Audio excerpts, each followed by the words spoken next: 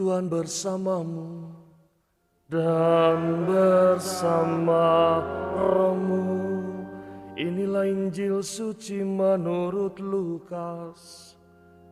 Dimuliakanlah Tuhan.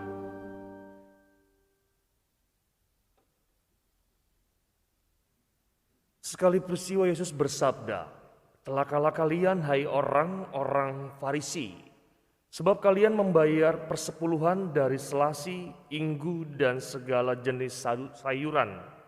Tetapi kalian mengabaikan keadilan dan kasih Allah. Yang satu harus dilakukan dan yang lain jangan diabaikan. Celakalah kalian, hai orang-orang Farisi, sebab kalian suka duduk di tempat terdepan di rumah ibadat dan suka menerima penghormatan di pasar.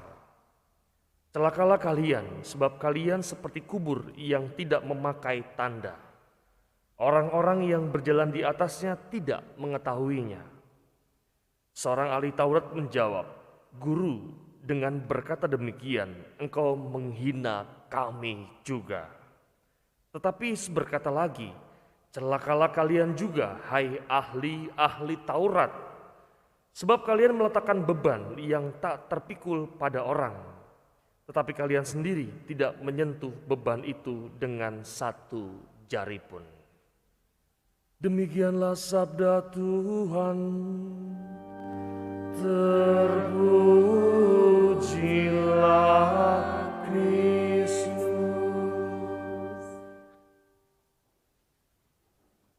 Mari Pater, Bapak Ibu yang terkasih dalam Kristus, selamat pagi. Ada istilah Pax et Bonum, damai dan kebaikan. Ini sebetulnya semangat dasar yang diwartakan para pengikut Fransiskus Assisi. Jelasnya semangat dasar ini itu yang bisa kita petik dari damai dan kebaikan adalah kasih.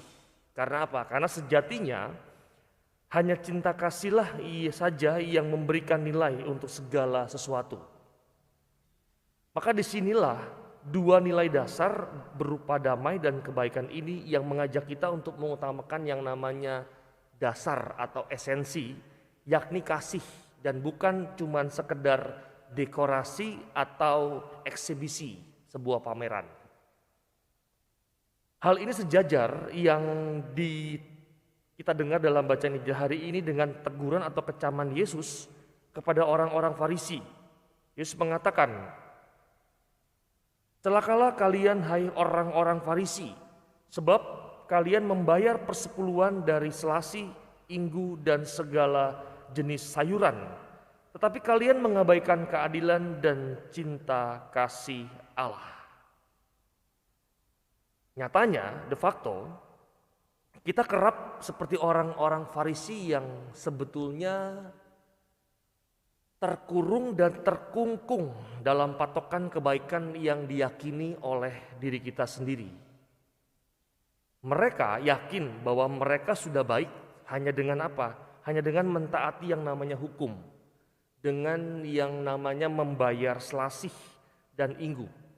Tetapi mereka lupa akan pentingnya hukum yang lebih terutama, yakni keadilan dan belas kasih. Bisa jadi, ini refleksi kita masuk. Bisa jadi kita juga sebetulnya sudah menjadi orang yang baik. Kita juga merasa sudah menjadi orang yang baik ketika aktif di hidup gereja, hidup menggereja, atau tahu banyak hal soal iman dan bisa merealisasikan diri dalam aneka kegiatan gereja. Tetapi kita kerap tidak sadar bahwa kita kerap juga menjadi beban bagi orang lain ketika sibuk menghakimi dan tidak mau memahami. Kita sibuk menilai orang lain dan lupa menilai diri sendiri. Sibuk yang namanya berkata-kata, tapi lupa melakukan karya cinta kasih yang nyata. Yang buruk di luar sana kita kecam, tetapi yang buruk di dalam diri kita sendiri kadang kita lupakan. Maka mari, ajakannya adalah mari kita berjuang untuk tidak jatuh dalam situasi itu. Situasi yang sebetulnya secara realita lama-kelamaan kita sudah masuk dalam kondisi atau situasi orang-orang Farisi atau ahli-ahli Taurat yang hari ini dikecam oleh Yesus guru kita yang terkasih. Maka mari kita saling mendoakan, mari kita saling berjuang supaya situasi yang tidak baik ini tidak terjadi dalam kehidupan kita sehari-hari. Maka mari kita hening sejenak, kita mohon rahmat Allah supaya Yesus guru kita pada akhirnya bukan lagi mengecam apa yang kita lakukan sebagai seorang pribadi yang penuh dengan berbagai macam akal-akal bulus dalam kehidupan ini. Tapi kita masuk dan mengutamakan sesuatu yang lebih dalam, esensi yakni kasih, dan bukan sekedar hanya sekedar dekorasi dalam kehidupan kita. Maka mari kita hening sejenak.